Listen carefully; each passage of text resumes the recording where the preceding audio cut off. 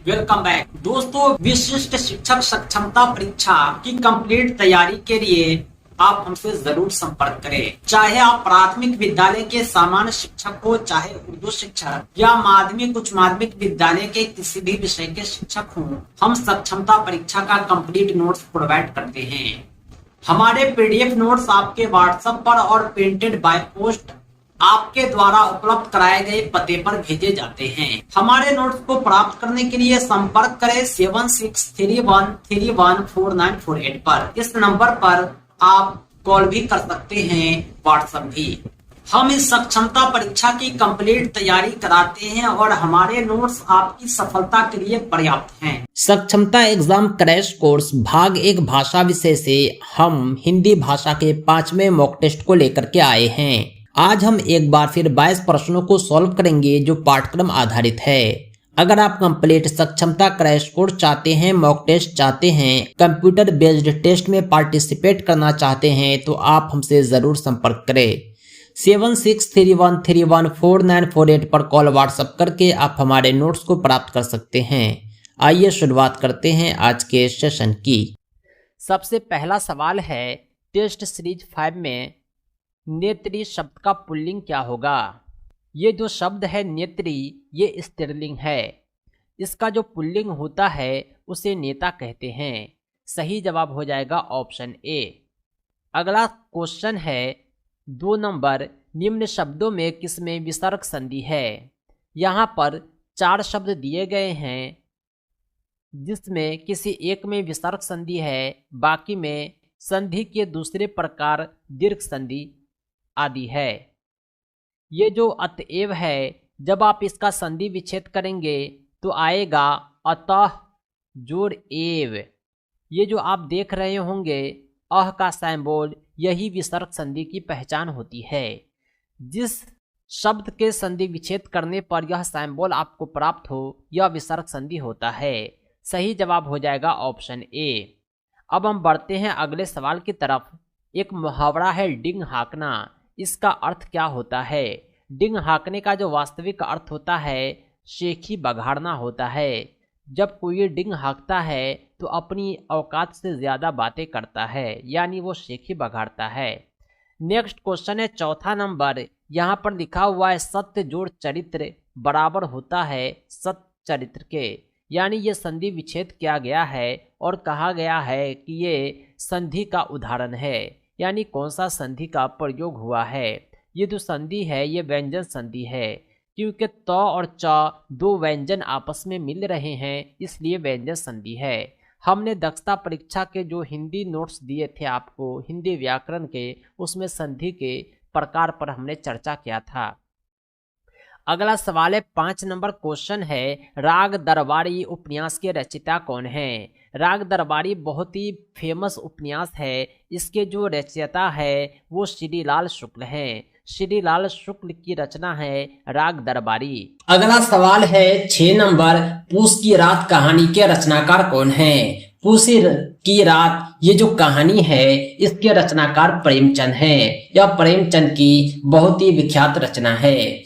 अगला सवाल है 7 नंबर, भाषा की सबसे छोटी इकाई कौन सी है। भाषा की जो सबसे छोटी इकाई होती है वो वर्ण होता है, जिसे अ आ क ख ग घ कहते हैं, जो सब मिलकर वर्णमाला कहलाता है। ये भाषा की सबसे छोटी इकाई है। वर्णों के मेल से शब्द बनता है और शब्द व्यंजन और स्वर दोनों के मेल से बनता है, यानी स्वर और व्यंजन वर्ण के प्रकार होते हैं। अगला सवाल है 8 नंबर, कनिष्ठ में प्रयुक्त प्रत्यय क्या है। प्रत्यय उसे कहते हैं जो किसी शब्द के बाद में जुड़कर एक नया शब्द बनाता है। यहाँ पे इष्ट प्रत्यय जब कन में जुड़ता है तो कनिष्ठ बनता है। सही जवाब हो जाएगा ऑप्शन ए। नेक्स्ट क्वेश्चन है 9 नंबर, जातिवाचक संज्ञा बताए। जातिवाचक संज्ञा जो होता है जो पूरे जाति का बोध कराता है, जैसे लड़का। लड़का में पार्टिकुलर किसी लड़के का नाम नहीं लिया गया है, बल्कि लड़का समूह के समस्त जाति को इंगित किया गया है। अगला सवाल है 10 नंबर, रक्त का पर्यायवाची शब्द नहीं है। पर्यायवाची उसे कहते हैं जिसका मीनिंग सेम हो, यानी समान अर्थ वाला। खून, रुधिर, शोणित, ये सब रक्त के पर्यायवाची हैं। सबका अर्थ एक समान होता है, एक ही होता है, लेकिन ये जो कासरी है इसका अर्थ रक्त नहीं होता, ये एक अलग शब्द है, इसलिए यह रक्त का पर्यायवाची नहीं होगा। अगला सवाल है बहिरंग का विलोम क्या होगा? बहिरंग का मतलब होता है बाहरी रंग, इसका उल्टा होता है अंतरंग। आपका कोई मकान है, इसको बाहर से रंग करेंगे तो ये बहिरंग हो गया, बाहरी रंग, बाहरी रूप, और अंतरंग यानी अंतर का रूप, अंदर का रंग। दोनों एक दूसरे के विलोम है यानी विपरीतार्थक उल्टा है। अगला क्वेश्चन है जिसमें शुद्ध वर्तनी का चयन करने को कहा गया है। यहाँ पर 4 शब्द लिखे हुए हैं जिसमें 3 की लिखावट गलत है, केवल एक सही है। ये जो अध्येता लिखा हुआ है इसमें आधा ध होगा और यह एकार ये होगा, यानी अध्येता का सही वर्तनी यही हुआ। नेक्स्ट क्वेश्चन है 13 नंबर, शेष कादम्बरी। ये एक रचना है, कहा गया है कि इसे रचनाकार कौन है, ये किसकी रचना है? तो ये शेष कादम्बरी जो है अलका सरावगी की महत्वपूर्ण रचना है, यानी इसके रचनाकार हो गए अलका सरावगी। सही जवाब हो जाएगा ऑप्शन डी। नेक्स्ट क्वेश्चन है 14 नंबर, निम्न में कौन सा मुहावरा नहीं है?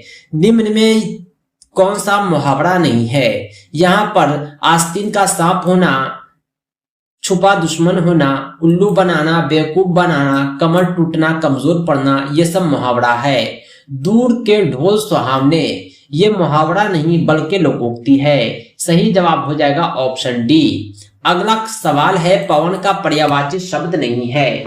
यहाँ पर फिर पर्यायवाची शब्द रिपीट किया गया है। 4 ऑप्शन दिए गए हैं जिसमें 3 जो है पवन के पर्यायवाची हैं, लेकिन अनल का मतलब होता है आग, जो पवन का पर्यायवाची नहीं है। बाकी वात, वायु, समीर ये सब पवन के पर्यायवाची होते हैं। कहने का अर्थ ये हुआ, सही जवाब ऑप्शन बी है।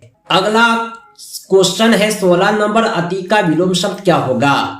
अति का जो उल्टा होता है, विलोम होता है, वो अल्प होता है। अति का मतलब अधिक होता है, अल्प का मतलब कम होता है। के लिए किस कारक का चिन्ह है? कारक के जो चिन्ह होते हैं, कर्ता ने, कर्म को, करण से, संप्रदान को, के लिए, यानी को और के लिए, ये 2 शब्द जो हैं संप्रदान कारक के चिन्ह होते हैं।